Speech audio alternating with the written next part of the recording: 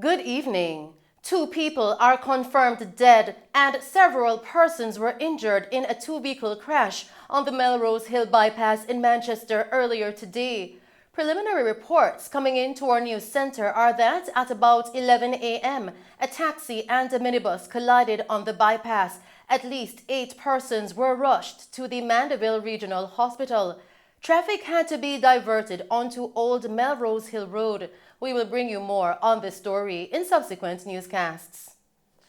In other news tonight, investigations have been launched into the discovery of a deceased fetus at a local hospital in Kingston, Jamaica. The Ministry of Health and Wellness has received a report of the discovery of a deceased fetus in the sewer at the Kingston Public Hospital. According to preliminary information received, the fetus was discovered by a man cleaning the sewer underneath the basement of the hospital. The matter has been reported to the police and investigations are now underway.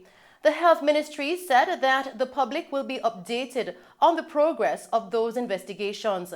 For further information, please contact the Southeast Regional Health Authority. We will bring you more on this story in subsequent newscasts. In other news tonight, 2 men were found dead inside a burnt-out house in Hendon, Norwood this morning. The police have not yet made a breakthrough into the identities of the men. Reports coming into our news center are that at about 8:30 a.m., residents in the community alerted the police that fire was seen coming from the house which was occupied by the men. The fire department was also summoned, and upon their arrival, the firemen carried out cooling down operations. A search of the rubble was later conducted, resulting in the discovery of the 2 male bodies.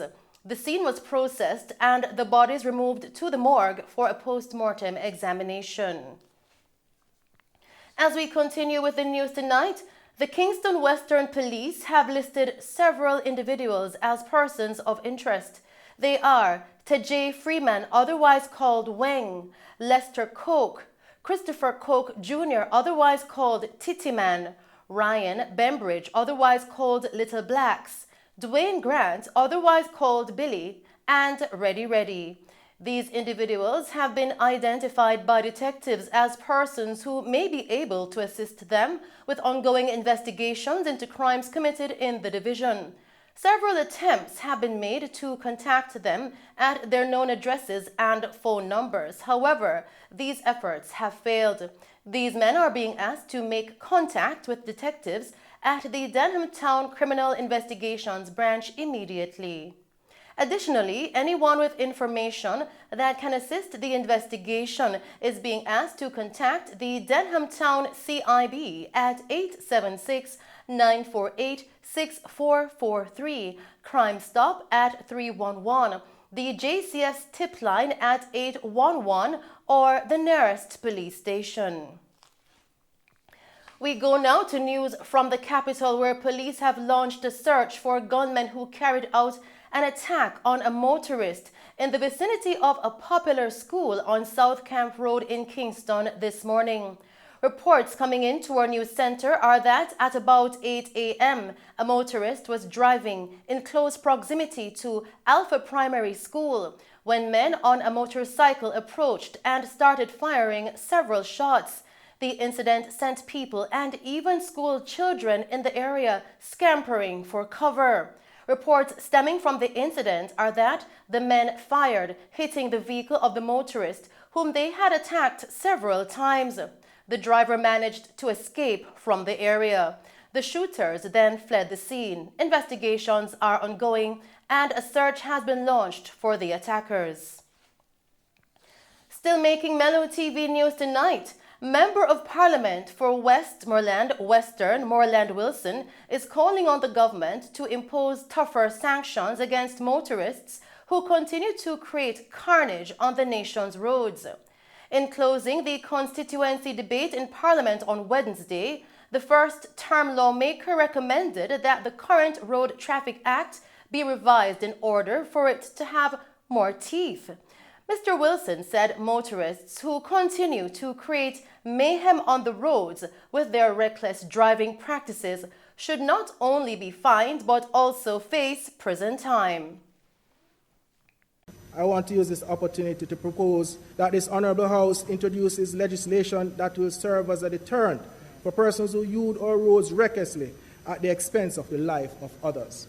I go further by proposing that the existing Road Traffic Act be amended to include not only greater fines but confinement for road traffic violation that endanger the life of the public.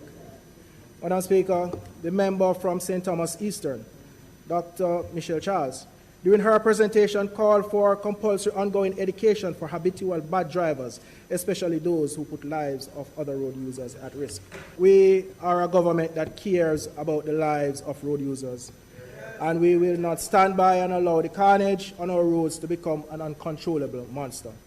In the meantime, Mr. Wilson is suggesting that the Island Traffic Authority and the Transport Authority implement mandatory freshers courses for motor vehicle operators, especially public transport operators.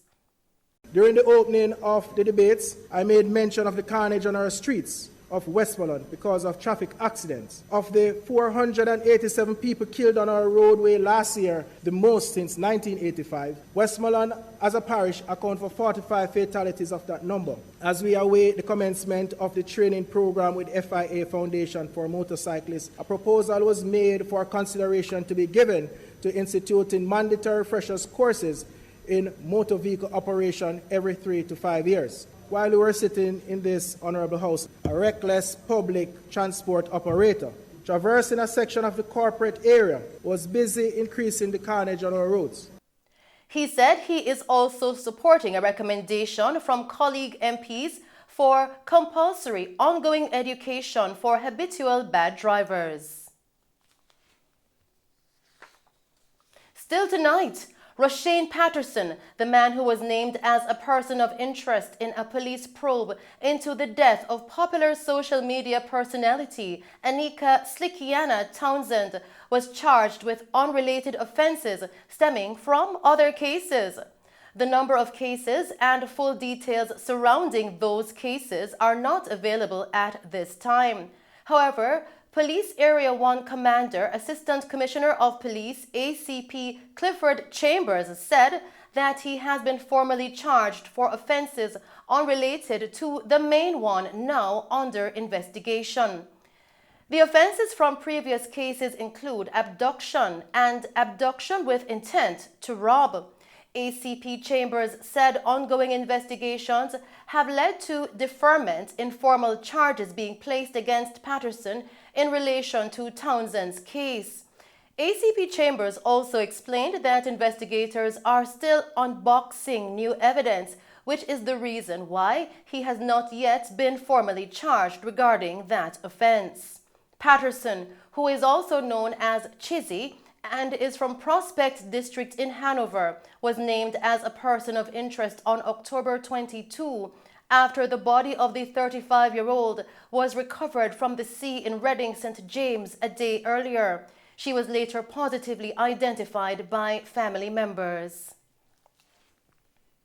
Still making Mello TV news tonight, Prime Minister Andrew Holness has stated that the introduction of the 19 new straddle carriers at the Kingston Freeport Terminal has created a number of employment opportunities. US $20 million was invested in the fleet of 19 new straddle carriers as part of plans to expand and upgrade services at the terminal. Speaking at the ribbon-cutting ceremony at the terminal yesterday, Mr. Holness said 200 new employees have been added to operations at the facility. Since the start of this partnership, 200 new employees have been added to the staff operations here, approximately. Now, when you hear the statistic that unemployment is going down in Jamaica. Sorry, that's not correct. Yes, unemployment is going down in Jamaica. Employment is going up.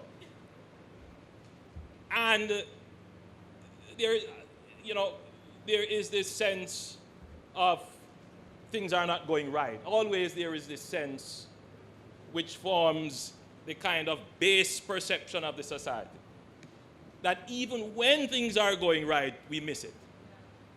I noticed the silence when the announcement was made. And thank you, Terry, for insisting on applause for it. Because the truth is, it is not all bad. And every single day in Jamaica, something good is happening. Every day. The statistic should not be questioned in terms of our unemployment rate going down, because your government took a decision that we are going to give a concession on the operations of the port. In his capacity as Minister of Economic Growth and Job Creation, Mr. Holness said the investment will contribute to the development of Jamaica's economy and improve the domestic and transshipment operations on the island. Let me say that this is a very important achievement that should not be diminished. It's a $20 million investment, which is significant. Whichever ministry, whichever minister is inaugurating it, this is a significant investment in Jamaica. Secondly, I happen to be the Minister of Economic Growth and Job Creation.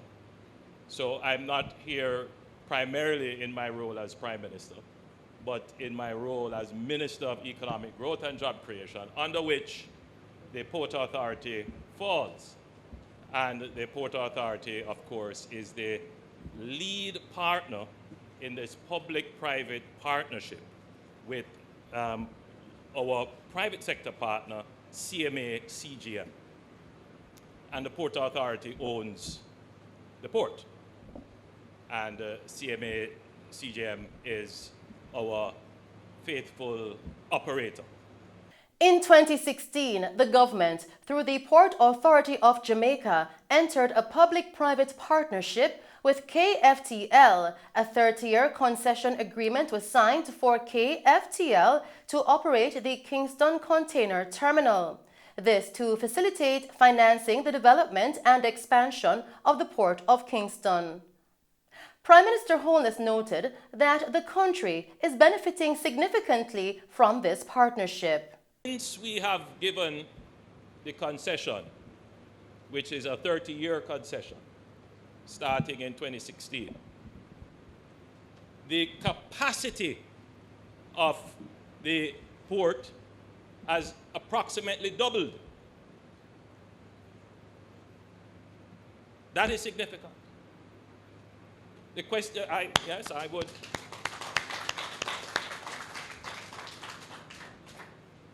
For the doubters, the retort would be then, couldn't the government have done that? Couldn't the Port Authority have made the investments in straddle carriers and done that? Maybe they could. I'm certain they could find $20 million on their balance sheet. But it is more than just straddle carriers.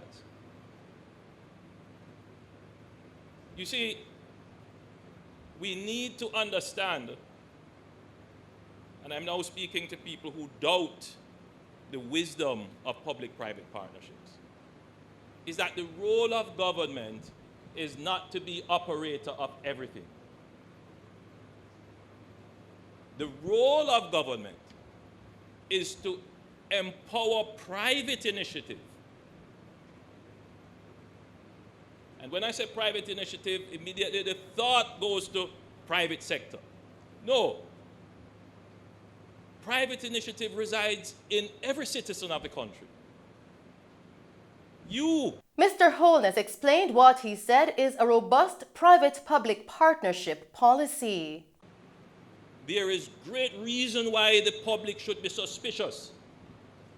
Great reason because of our history of exploitation. Great reason because governments have not always been as, I'm going to choose my words carefully here, but they have not always been good stewards. They have not always managed and interrogated and acted always in the best interest. But what has this government done? And previous administrations? We have developed a public-private partnership policy. And it is a robust policy. And we continue to evaluate that policy and improve that policy so that when we get into PPPs, the public can have confidence that our public-private partnerships will be well managed and that the public's interests will be protected. And I want to hold this up as an example. Now, I'm saying all of this because the chairman of the PAJ and the general manager, the president of the PAJ, can't let me down. They have to make sure that the commitment that I'm giving holds true. And those are the stories making news. I am Shelley Hill. Do stay safe, pleasant viewing, and thanks for watching.